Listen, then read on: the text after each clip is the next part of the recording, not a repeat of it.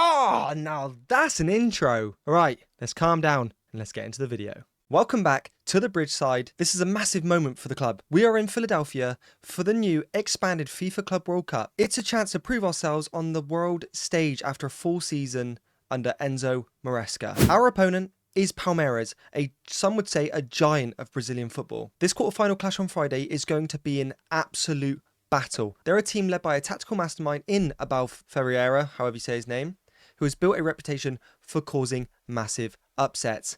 Chelsea may be the favourites, with the pundits having us cruising into the semi-finals, but they are missing the real story. Palmeiras have three specific players who almost are perfectly designed to take Enzo Maresca's system apart. The first threat is a story almost too dramatic to be true. A player who will be joining Chelsea right after this tournament. He is the 18-year-old sensation Esti Willian. Yes, the player nicknamed Messinho, the kid we just signed from a blockbuster deal, could be the one to knock us out of the Club World Cup in his final tournament for Palmeiras. The irony is painful, but the threat is very, very real. Esti is an explosive left-footed right winger who lives to take players on one-on-one. He has terrifying acceleration, incredible close control, and a creative spark that can knock any defence. His style of play is basically kryptonite for the core idea of Maresca ball, the inverted fullback. In possession, Maresca wants a fullback, usually Marc Cucurella, to tuck into midfield, creating a 3-2-5 shape. When this system breaks down, it leaves a massive gap of space on the flank for the opposition to attack, especially on the counter. Esti is the master of exploiting that exact space. Palmeiras will, look to win the ball and immediately find him, especially isolated against our left-sided centre-back, Levi Colwill. They'll try to create a scenario where Cucurella is caught in midfield, giving Esti a 20-yard runway to drive at our defence. His job will be to wait, lurking on the halfway line, ready for that one moment we lose the ball. The solution? First, it demands immense tactical discipline from Marc Cucurella. He cannot afford to be lazy getting back. And I think the real solution is to fight fire with fire, and that's start a certain person at left wing. This certain person has phenomenal work rate. His job will be twofold, offensively to pin Esti back, and defensively to track back diligently, creating a 2v1 with Cucurella. We need to suffocate the space around him before he can even think about turning and running at us. We must cut off his supply line. The second dangerous player is a 90-minute nightmare who will test us from the very first whistle to the last. The problem, I think it's Rogue presents, is one of pure, intensity and power. He is the definition of a modern, I'd say, all-out action striker. He hunts chances down. He's an intelligent presser who will trigger the attack, sprinting at our centre-backs to force errors and disrupt Maresca's philosophy of building from the back. With explosive acceleration and surprising strength, he is built to turn a simple long ball into a, probably a fucking problem. Our system relies on composure at the back and patiently playing through the lines. Roque is designed to shatter that composure. He has the work rate to chase everything and the pace to attack the space behind our defence line relentlessly. He will drop into channels, drag defenders out of position, and use his power to turn and shoot from any angle. He creates the chaos himself, and the solution is about winning the physical and mental battle with this man from the very start. Our centre-backs need to be prepared for a 90-minute war in constant communication. The real key is to starve him of service. That's why when I show you my starting midfield, the energy and defensive awareness they'll have is crucial to forming a shield in front of the back four. Their presence means we can dominate the midfield and cutting off passing lanes into Rogue and Esti and ensure he spends his afternoon chasing shadows. And then you've got Weon, the third and final danger man, isn't an attacker at all.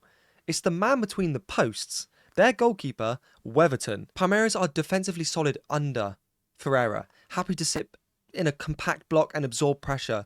The man who gives them the most confidence to do this is Weon. He's an exceptional shot stopper and commands his area with real authority. The psychological danger Chelsea will face is they will dominate the ball and have it for long periods. If we create 2 or 3 good chances and Weon pulls off a spectacular save, frustration can creep in. Players start snatching at shots, we rush our attacks, and this is exactly what Palmeiras wants. Weon isn't just there to save shots, he's there to break our spirit. The solution? We have to be clinical, smart, and overwhelm him with varied, high-quality attacks. This game is for cold-blooded finishers, which is why our frontline has to be perfect. It's a game that screams for the genius of Cole Palmer to solve that puzzle. to finish those chances.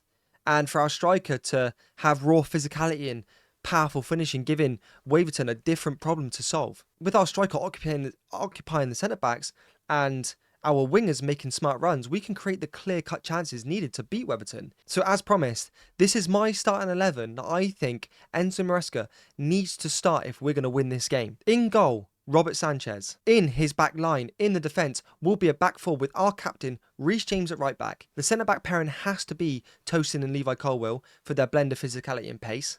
At left back is the man with the most disciplined job on the pitch, Marc Cucurella. The midfield is where we win the game. Lavia partners Enzo Fernandez. Lavia has to take Caicedo's role, providing the non-stop energy and defensive security free for Enzo to dictate that entire tempo. Ahead of them, the key to unlocking everything is Cole Palmer in that number 10 role. For the attack on the left, we need his attacking quality and that crucial defensive work rate. I'm going for the new man himself, João Pedro. On the right will be the fluid and clinical Pedro Neto. Leading the line has to be the physical presence to bother Weverton and the chances Palmer creates.